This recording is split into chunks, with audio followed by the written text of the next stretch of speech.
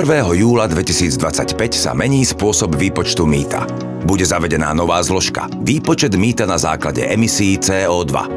Táto povinnosť vyplýva Slovenskej republike z nariadenia Európskej únie.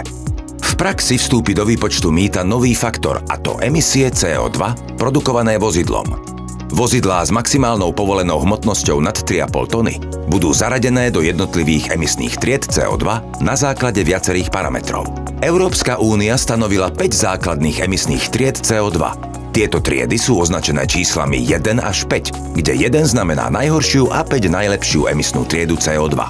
Platí jednoduché pravidlo. Ak bolo vaše vozidlo prvýkrát prihlásené do evidencie pred 1. júlom 2019, automaticky patrí do emisnej triedy CO2-1 a nie sú potrebné žiadne ďalšie kroky z vašej strany. Vozidlá prvýkrát prihlásené do evidencie vozidiel od 1. júla 2019 môžu za určitých podmienok získať lepšiu emisnú triedu CO2.